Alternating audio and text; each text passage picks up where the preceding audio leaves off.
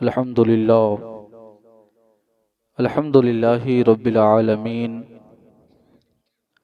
والعاقبۃ للمتقین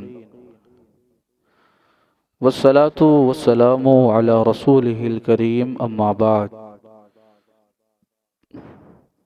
فاعوذ باللہ من الشیطان الرجیم بسم اللہ الرحمن الرحیم ان ربی لسمیع الدعاء آمنت باللہ صدق اللہ العظیم وصدق علی رسولہ النبی الامین المبین المتین الکریم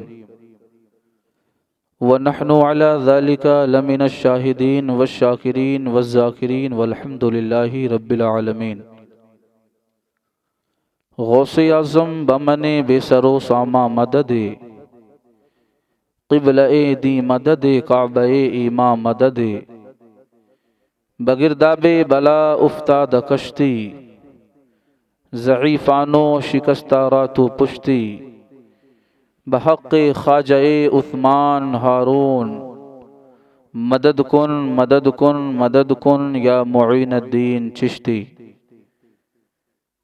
آئیے کچھ عرض و معروف سے قبل ہم تمامی حضرات مل کر اپنی اور ساری کائنات کے مرکز عقیدت گنبد خضرا میں آرام فرمانے والے، سنہری جالیوں میں آرام فرمانے والے، لمبی لمبی ہاتھوں سے بھیک دینے والے، نفسی نفسی کا عالم ہوگا، نہ ماں بیٹی کو پہچانے گی، نہ بیٹی ماں کو پہچانے گی، نہ بیٹا باپ کو پہچانے گا، نہ باپ بیٹے کو پہچانے گا۔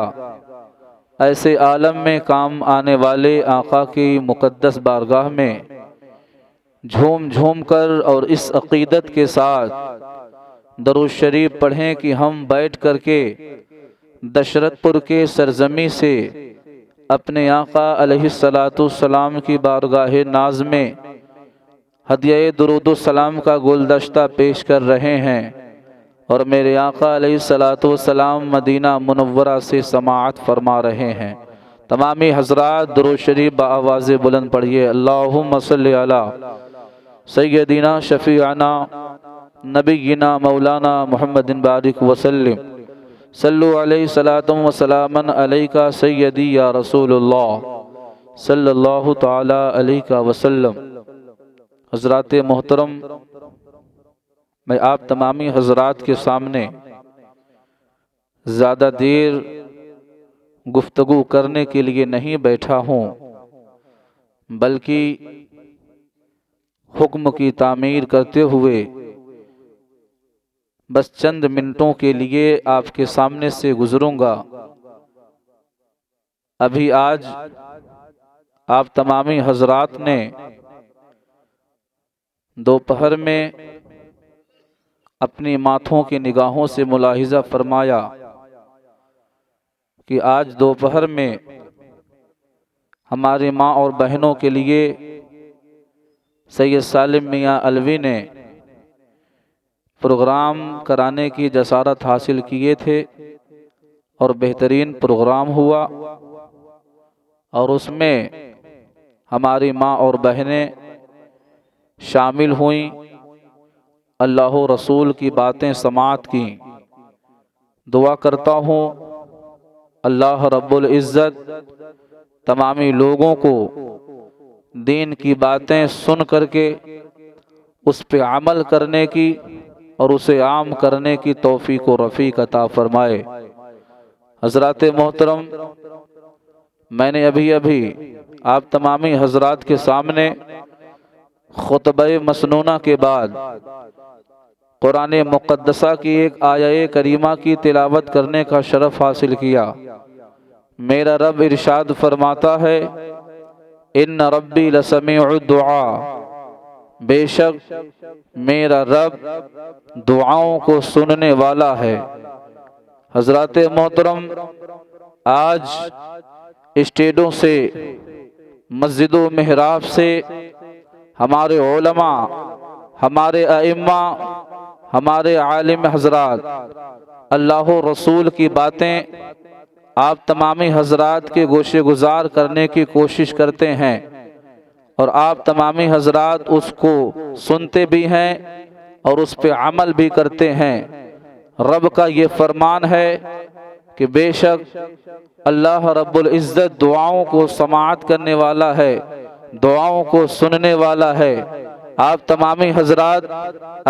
تمامی حضرات نے دیکھا کہ ایک چھوٹا سا بچہ جو نعت نبی صلی اللہ علیہ وسلم کے گلدستے کو آپ کے سماعتوں کے دہلیز پیش کیا۔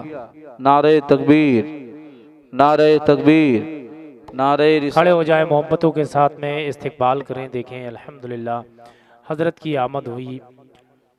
شہزادہ سیدی سالار مسعود غازی حضرت قبلہ پیر سید سالم علوی صاحب قبلہ بلکھرا شریف، آپ کی آمد ہوئی۔ آپ کے ساتھ میں ہمارے تمام تر دوستوں کی بھی آمد ہوئی، جس میں ہمارے بھائی ساجد شمیمی صاحب قبلہ آپ بھی ہیں۔ میں سب کا استقبال کرتا ہوں، محبتوں کے ساتھ آپ بیٹھیں۔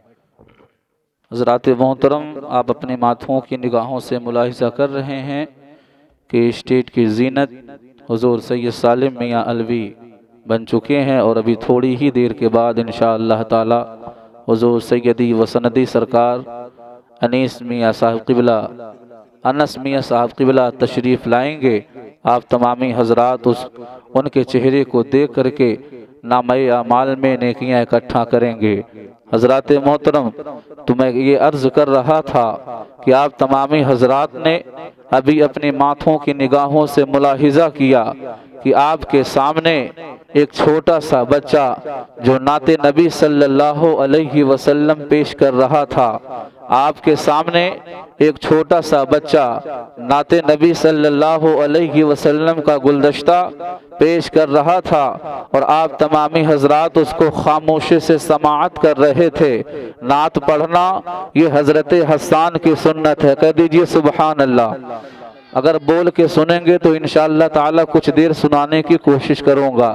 نعت پڑھنا حضرت حسان کی سنت ہے، اور نعت کو سننا مصطفیٰ جان رحمت صلی اللہ علیہ وسلم کی سنت ہے۔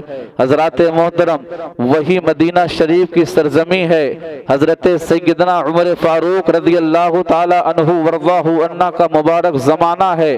حضرت عمر فاروق رضی اللہ تعالی عنہ ورضاہ عنہ کا معاملہ کیا رہا کرتا تھا، آپ تمامی حضرات اس کو سماعت فرمائیے۔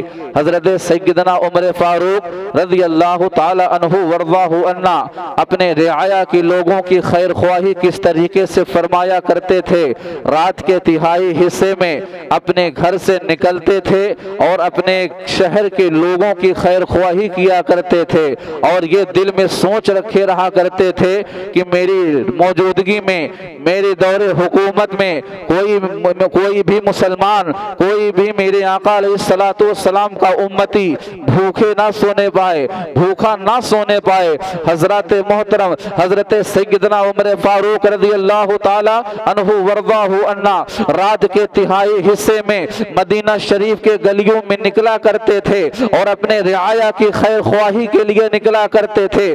حضرات محترم، ایک دن نکلے ہیں، دو دن نکلے ہیں، تیسرے دن جب آپ نے عشاء کی نماز کو پڑھی ہے اور عشاء کی نماز پڑھنے کے بعد کھانا تناول آپ نے فرمایا ہے، اور کھانا تناول فرمانے کے بعد اپنے بستر پہ جاتے ہیں قیلولہ فرمانے کے لیے، اور رات کا تیسرا پہر لگتا ہے۔ حضرت سیدنا عمر فاروق رضی اللہ تعالی عنہ ورضاہ عنہ بیدار ہوتے ہیں، اور بیدار ہونے کے بعد اپنے بستر کو چھوڑتے ہیں اور اپنے گھر سے باہر تشریف لاتے ہیں، اور باہر تشریف لانے کے بعد مدینہ شریف کے گلی کوچوں میں آپ اپنے خیر خواہوں کو دیکھ رہے ہیں۔ حضرات محترم، حضرت سیدنا عمر فاروق رضی اللہ تعالی عنہ ورضاہ عنہ چلتے چلے جا رہے ہیں، اچانک آپ کے کان میں ایک آواز آتی ہے، آپ کے کان میں ایک آواز آتی ہے۔ حضرت سیدنا عمر فاروق رضی اللہ تعالی عنہ ورضاہ عنہ وہیں پہ ٹھہر جاتے ہیں، اور ٹھہرنے کے بعد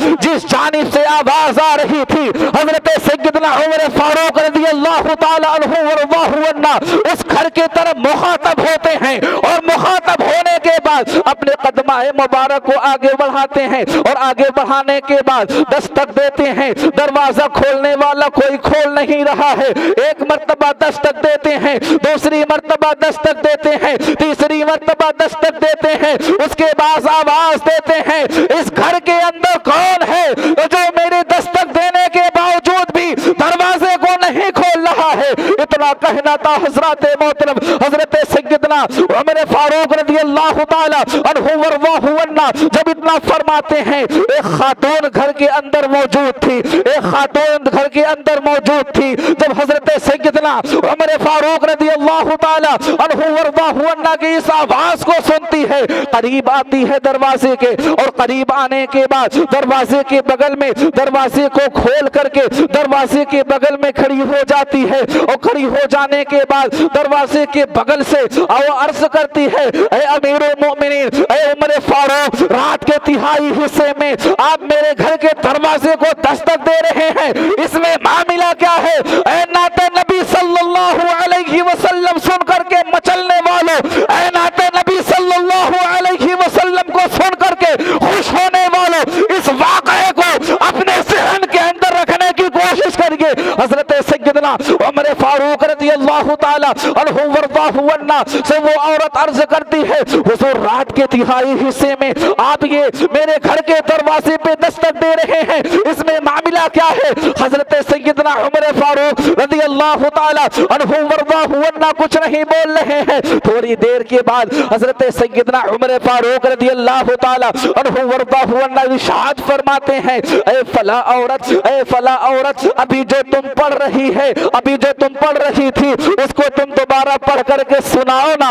اے عورت, ابھی جو تم گنگنا رہی تھی, جو تم پڑھ رہی تھی اس کو دوبارہ پڑھ کر کے سناؤ نا. وہ عورت کہنے لگی میں آپ کو کیوں سناؤں, میں تو اپنے نبی صلی اللہ علیہ وسلم کی شان میں نعت و منقبت کے اشعار کو پیش کر رہی تھی. میں اپنے آقا علیہ الصلوۃ والسلام سے بے پناہ محبت کرتی ہوں, ان کی محبت کو اپنے دل میں بسا کر کے میں اپنی زندگیوں کو گزارا کرتی ہوں, میں اپنی زندگی کو گزارا کرتی ہوں.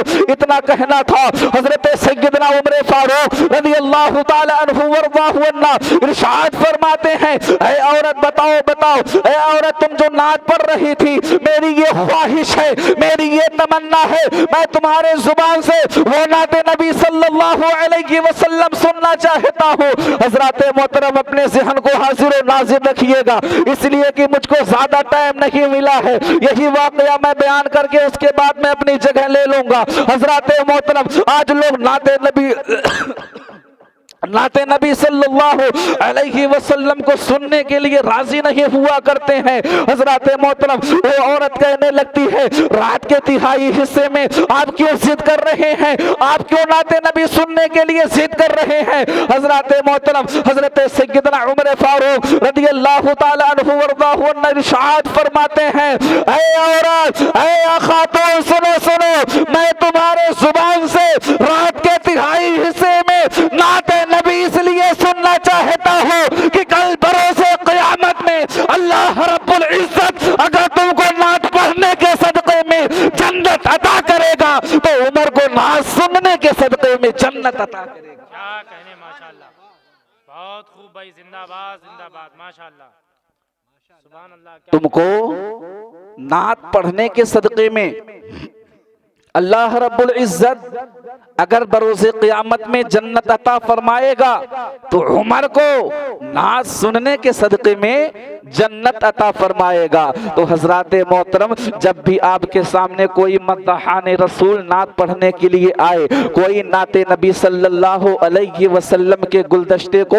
آپ کے سامنے سجا کر کے پیش کرے تو آپ اپنے زبان کو زومبش دیجئے, اپنے زبان کو جو 50 گرام کا زبان ہے اس کو ہلانے کی کوشش کریے اور سبحان اللہ بولا کریے۔ حضرات محترم میں آپ کو سبحان اللہ کی بھی فضیلت بیان کر دوں۔ حضرات محترم اللہ رب العزت ارشاد فرماتا ہے ان اللہ علی کل شیء قدیر، اللہ بے شک اللہ تبارک و تعالی ہر شے پہ قادر ہے۔ حضرات محترم آج کی شب میں حضور سید سالم میاں صاحب قبلہ کی سرپرستی میں یہ جو جشن منعقد کی گئی ہے، میرا رب ملاحظہ فرما رہا ہے، میرا رب ساری چیزوں کو دیکھ رہا ہے۔ دیکھنے کے باوجود بھی اللہ رب العزت اپنے فرشتوں سے یہ ارشاد فرماتا ہے اے میرے فرشتوں، اے میرے فرشتوں، اے میرے فرشتوں، آج دشرت پور کی سرزمین پر آج کیا ہو رہا ہے؟ تو اللہ کے رحمت والے فرشتے، اللہ کے اچھے فرشتے